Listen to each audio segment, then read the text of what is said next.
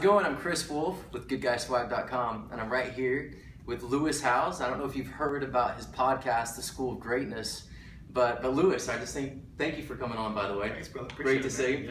Yeah. I've known Lewis for a couple years now, and a lot of people probably, who maybe have seen you, probably think, wow, Lewis has blown up in the past year. But you've actually done a lot of work in the beginning. And I thought it'd be great to just talk about like the evolution of the School of Greatness, how you ended up starting it, what you're passionate about.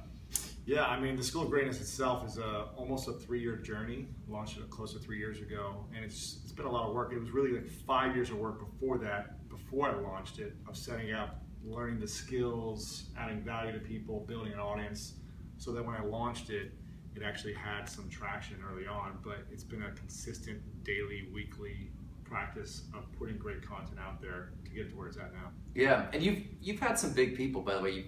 I've seen you've interviewed Scooter Braun, who is Justin Bieber's manager. Yeah. Who are some of the other people that you've interviewed that have really inspired you?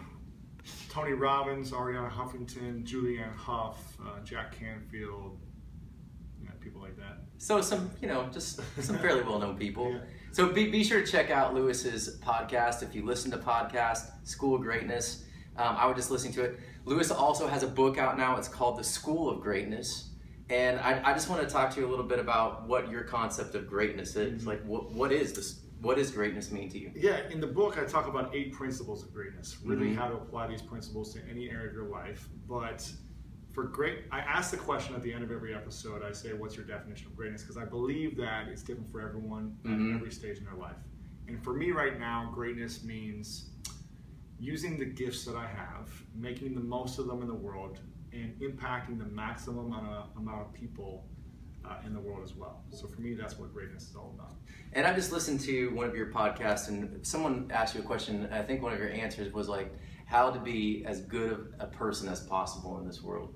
What does that mean? What does that mean to you exactly? Because I wondered that, and I was like, well, what does that mean for Lewis? Does it mean he likes to volunteer, to really like impact people by mentoring them, teaching them online? Yeah, I mean, listen, I feel like imperfect in a lot of ways, and I'm constantly not living to the highest level possible. And a lot of the reason why I do this work and I interview people is to continue to grow and teach myself how to be a better human being. Yeah. Because I know in a lot of ways I'm probably not, where I want to be.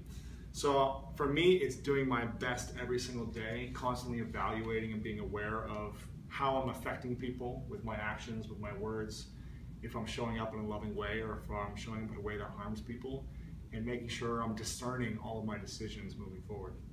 That's good. That's good. And I'm curious too, because I know a lot of people see Lewis and they're like, they see greatness. And by the way, he's a big guy. I'm sitting next to him. You can probably tell this. I'm about 6'1", but he's a giant. Slouch a little. I know I didn't sit up a little bit more, but anyway.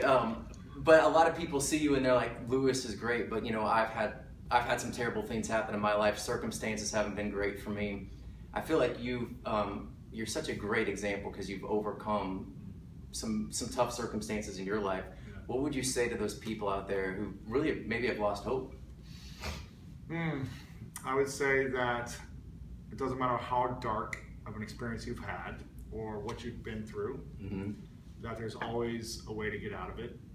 And the first thing is to really forgive yourself or to forgive someone else, and find a group of supportive, loving people, whether that's your wife, whether that's your brothers and sisters, your family, but really find that support group to inspire you and get you moving forward to get out. Just taking that first step out. I mean, we've both been through some dark stages, and I think it's really easy to get caught up and be depressed or be stuck for a long time, unless you surround yourself with people who are going to inspire you. So that's what I said. Yeah. And by the way, when he said my wife, I pointed at the camera. My wife is filming, so I love my wife. I have a great cheerleader, and yes, she's been one of those people that's really pushed me forward in my life too.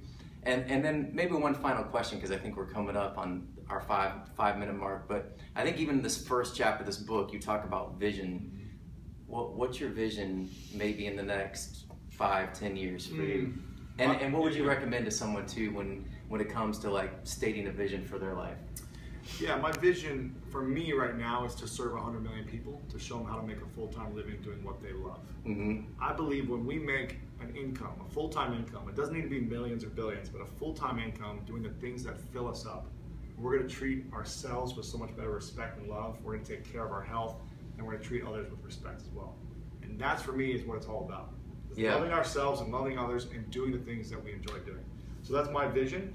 And when a lot of people say they don't know what they want and they don't know what their vision is, I really ask them a few questions.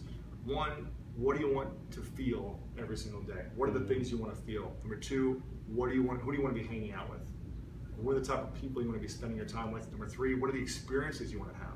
So first think about the feelings you want to create, the experiences, and the people you want to surround yourself. Then you could start thinking about, well, what I really love to do every day, and then you can figure out your vision from there.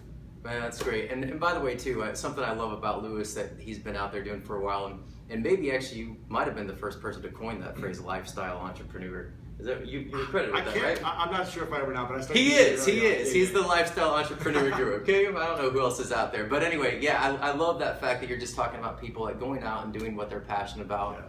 Yeah. So many people out there are doing things they don't want to do, exactly. Working jobs they don't want to work, and I think that you're an inspiration because you're doing it. You're making your passion work. So I appreciate it. Thank you for tuning in with us, Lewis. Appreciate it, man. Love you, brother. Thank you. Love you too.